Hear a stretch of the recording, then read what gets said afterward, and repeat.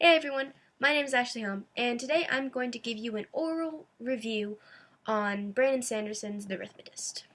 So, The Rithmatist is a young adult novel written by Brandon Sanderson, who is also the author of the Mistborn trilogy, the Reckoners series, and a whole host of other works that, if listed, would probably take up half this speech.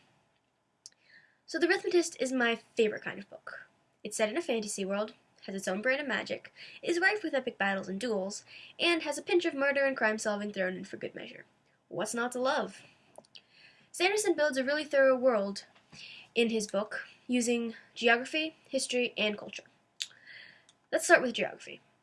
So, the United States, rather than being the nice coherent country that we know it as today, has been somehow split into 60 different islands that are united only in name. They squabble constantly. And they're connected by a series of spring-loaded trains and navigated individually by clockwork horses. In case the technology hasn't alerted you yet, this is a steampunk world, which makes it that much more awesome. The history of this world is learned through character dialogue.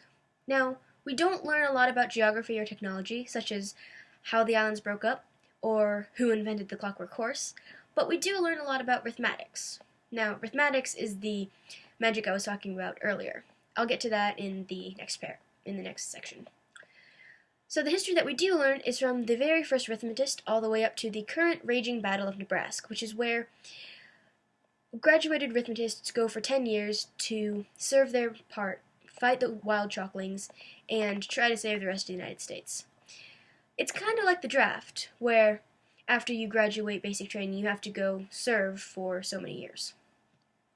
This battle that I just talked about has shaped the culture of this world that the Rithmatist is set in. Another thing that has shaped the culture is the tension between Rithmatists and non-Rithmatists. Non-Rithmatists are people who can't do Rithmatics, kind of like Muggles in the Harry Potter series.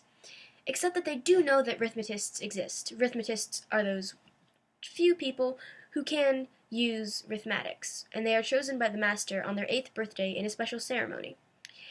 If you're chosen, great. If you're not, you're kind of out of luck because you don't get a second ceremony. So, what is Rithmatics? Well, Rithmatics is the ability to bring to life various chalk lines to create several different things.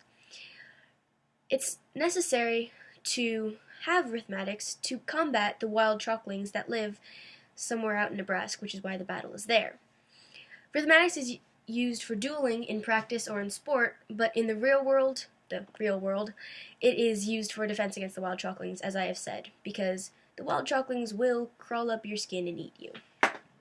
Now, this helpful visual aid is basically a crash course in Rithmatics. There are 4 kinds of lines that you can make, and I will run you through them really quick.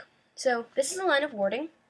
It's a circle, or occasionally an oval, which is basically your last defense. It's the first thing you draw, and the last thing to be destroyed. This line of forbiddance prevents any chalklings from getting on either side. So if you draw it in front of you, your chalkling can't get out. You have to be careful with that. But it also means that the other chalklings can't get in. So it's 2 sides of the same coin. This is a line of making, which is kind of ambiguous because your chalkling doesn't have to be a dragon. It could be a unicorn. Each Rithmatist has his or her own chalkling style. Finally, this is a line of vigor, which is kind of like a chalk bullet. It fires from your side of the arena to the other, or the line, to your opponent's side to hopefully either break their line of defense or kill the chalkling. Now, that's Rithmatics, which is the basic magic that is used in this world. Rithmatists and non-Rithmatists do know that each other exists, as I said before, so they can live in relative peace. Both Rithmatists and non-Rithmatists are represented in the main character base for this book. For example, the first main character is Joel, who is the non-Rithmatist son of the deceased chalkmaker and non-deceased cleaning lady at Armedius Academy, which is one of only 8 schools in the Isles that teach Rithmatics. Joel's bright, but he only pays attention to subjects he's interested in, such as Rithmatics or geometry, which is the type of real-world stuff that Rithmatics is based off of. Now, as I said, he's not a Rithmatist, but he knows a ton about it, and he's a great resource for Melody, who is the second main character. She is a Rithmatic student who is unfortunately horrible at geometry, and must take remedial summer classes with Professor Fitch. Initially, she's whiny and annoying, but she grows up over the course of the story. She just needed a little more confidence and a little less drama. Professor Fitch is the scholarly teacher of defense, Joel's mentor, and Melody's remedial summer class teacher. He doesn't mind teaching a non-Rithmatist student Rithmatics, and he's quite smart and empathetic. All these characters have a life of their own, as you will definitely see if you happen to read the book. On to the storyline. The storyline definitely kept my attention.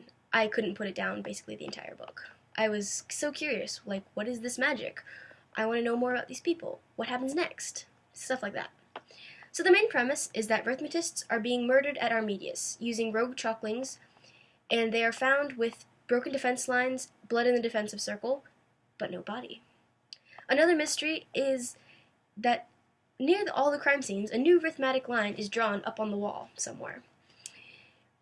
Joel, Melody, and Professor Fitch have to race to find this killer and the meaning of the new line before any more deaths have to happen. The revelation might surprise you. I won't spoil it, I promise. So, story aside, the way the book is structured is great, because in between the chapters are rudimentary diagrams, kind of like this, for the basic Rithmatics all the way up to really advanced defenses. So ostensibly, you could practice if you wanted to. You could take some chalk, run out onto the driveway, and make all these lines, kind of like how you used to wave your wand around pretending to be Harry Potter. It's always fun to pretend that magic exists, and who knows, it might. So in conclusion, this book is really great for anybody who wants to escape this world and dive headfirst into another one. But don't forget your chalk. Because if you do, the professors have the authority to make you scrub floors for 2 hours straight. Good luck!